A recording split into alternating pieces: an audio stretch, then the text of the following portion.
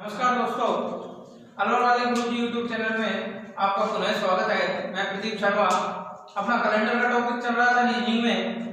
तो पिछली वीडियो में मैंने आपको दो सवाल दिए थे कि 7 वर्षों में कम से कम लीप वर्षों की संख्या और 7 वर्षों में अधिक से अधिक लीप वर्षों की संख्या।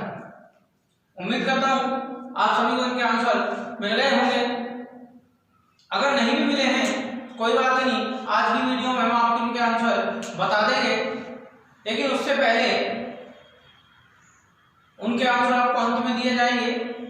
उससे पहले हम बात करते हैं कि हमने साधारण वर्ष और लीप वर्ष का पता तो लगा लिया, हमें यह भी पता लग गया कि साधारण वर्ष और लीप वर्ष होती क्यों है, कैसे इनकी उत्पत्ति हुई। अब हम बात करते हैं, एक चैप्टर आता है इसमें शताब्दी।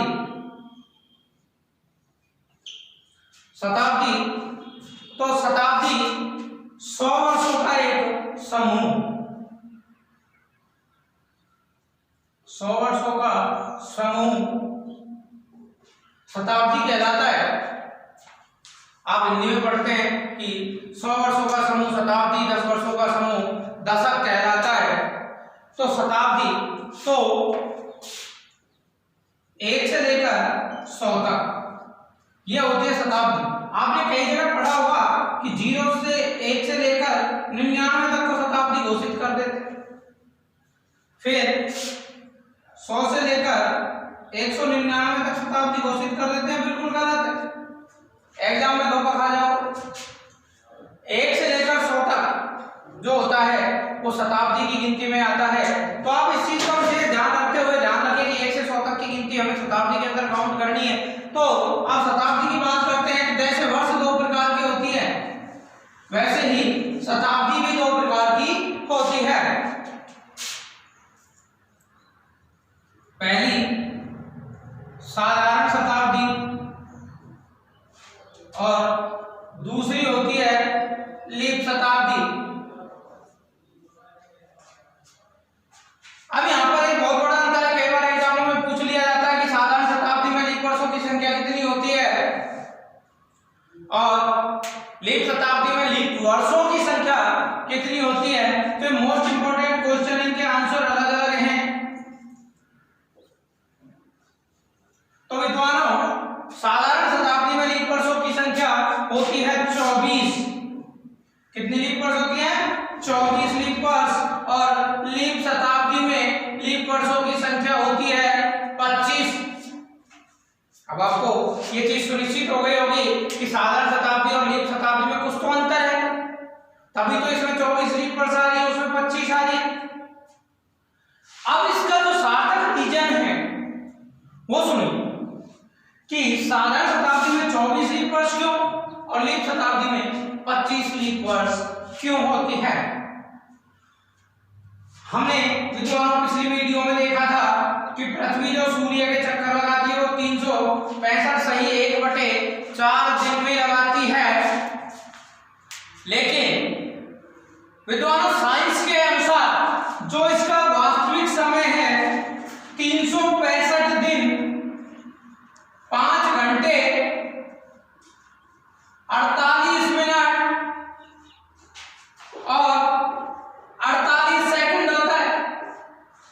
किसी भी साइंस के टीचर से कंफर्म कर लेना, साइंस की बुक से कंफर्म कर लेना कि जो वास्तविक समय होता है सूर्य के चक्कर लगाने का पृथ्वी का वो 365 दिन 5 घंटे 48 मिनट और 48 सेकंड होता है, जबकि हमने माना क्या था 365 सही 1/4 दिन।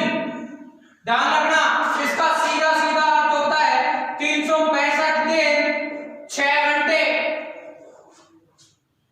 इसका जो सीधा सीधा अर्थ होता है वो होता है 365 दिन 6 घंटे, जबकि वास्तविक समय है 365 दिन 5 घंटे 48 मिनट 48 सेकंड। अब इन दोनों के मध्य अगर हम अंतर देखें तो जो अंतर आएगा वो आएगा 11 मिनट और 12 सेकंड का। 11 मिनट और 12 सेकंड का। तो विद्वानों ध्यान रखो कि एक वर्ष में कितने समय का अंतर आ गया? 11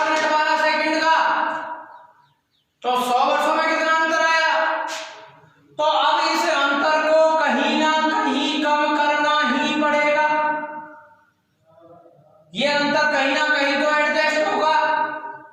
अब इसको एडजस्ट करने के लिए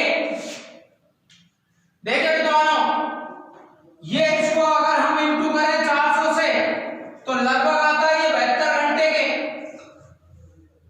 निश्चित नहीं है, लगभग 72 घंटे आता है। 11 मिनट 12 सेकंड मल्टीप्लाई 400, तो अंतर जो है वो 400 सालों में टोटल जुड़कर कितना हुआ, 72 घंटे लगभग में। अब ये 72 घंटे कहीं एडजस्ट करने पड़ेगा। 72 घंटे का सीधा शाब्दिक अर्थ बनता है 3 दिन। अब विद्वानों 3 दिन जो है ये कहीं ना कहीं एडजस्ट करने पड़ेंगे। तो जिन्होंने कैलेंडर को पुनः संशोधित किया उन्होंने दिमाग लगाया कि क्या करते हैं कि शताब्दियों के अंतिम वर्ष को, शताब्दियों के अंतिम वर्ष को लीप वर्ष से साधारण वर्ष में तब्दील कर देते हैं। और लीप वर्ष और साधारण वर्ष में डिफरेंस कितने का, 1 दिन का। तो अब कितने दिन कम करने, 3। तो 1 से 100 तक, 101 से 200 तक और 201 से लेकर 300 तक, एक एक एक कुल कितने दिन कम हो गए, 3 दिन। तो विद्वानों शताब्दियों के अंतिम वर्षों में से एक एक दिन कम कर दिए गए और जो समूह बनाया गया शताब्दियों का वो कितने का बना, 400 वर्षों का। तो 300 क्योंकि 400 का इसलिए बना तो मल्टीप्लाई कितने से क्या होना है, 400 से। अब 400 वर्षों में 3 शताब्दी, 400 वर्षों में कितनी शताब्दी हो गई टोटल, 4 शताब्दी। अब 4 शताब्दी में से 3 शताब्दी, एक एक दिन कम कर दिए। तो अब जिनकी जो अंतिम वर्ष लीप वर्ष थी वो कौन सी हो गई, एक एक दिन कम करने पर साधारण वर्ष।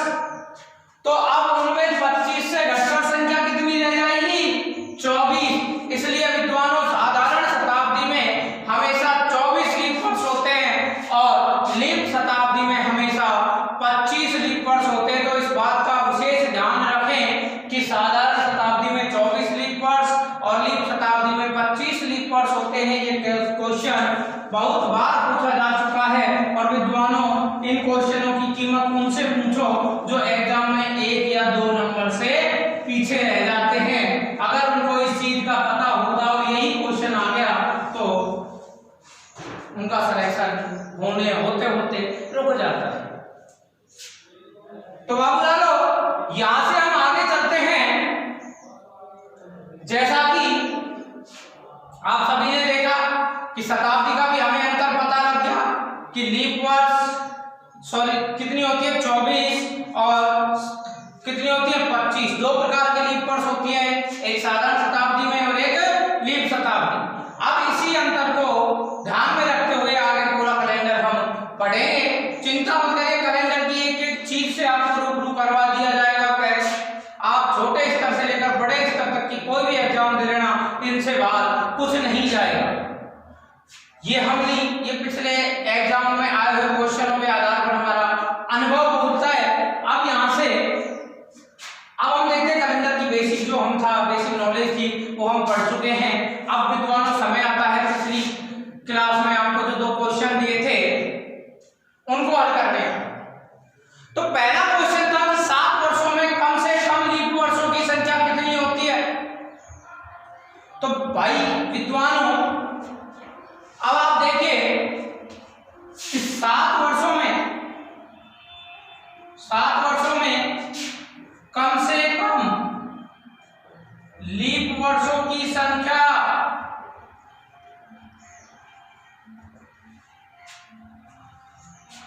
अब यहां पे आप एक चीज विशेष रूप से ध्यान देना। कल क्वेश्चन दिया था पिछली वीडियो में कि 7 वर्षों में कम से कम। विद्वान आपकी एक कमी है, थोड़ा समय दूंगा लेकिन ध्यान रखना कि आप कभी भी एग्जाम में क्वेश्चन पूरा नहीं पढ़ते। क्वेश्चन पूरा नहीं पढ़ते तो उसी के चक्कर में जल्दबाजी में हड़बड़ाहट में आप गलत आंसर दे देते हो। पिछली नीट एग्जाम में क्वेश्चन आया था कि महाराणा प्रताप के प्रथम घोड़े का नाम क्या था। विद्वानों पढ़ा ही नहीं, बस महाराणा प्रताप का घोड़ा टिक लगा दिया चेतक पे। वो गलती आपको नहीं दोहरानी है, जबकि महाराणा प्रताप के प्रथम घोड़े का नाम सारंग था। तो आपको वो चीजें ध्यान रखनी है कि क्वेश्चन पूरा पढ़ना है, चाहे समय लग जाए। 10 गलत आंसर देने से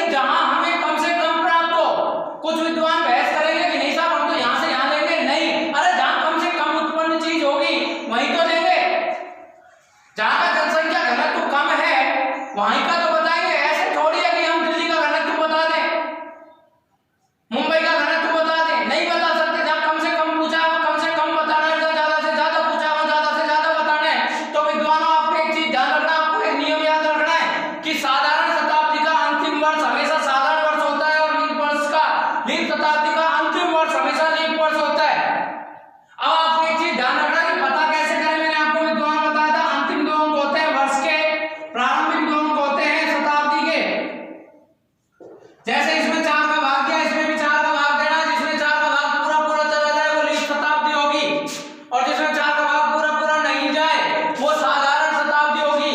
आप इस चीज को विशेष ध्यान रखें। तो आप मेरे को एक चीज बताइए आप यहां से कि 1897, 1898, 1899, 1900, 1901, 1902 और 1903 ये सारी 7 वर्ष हुई कि नहीं हुई? गिन लो।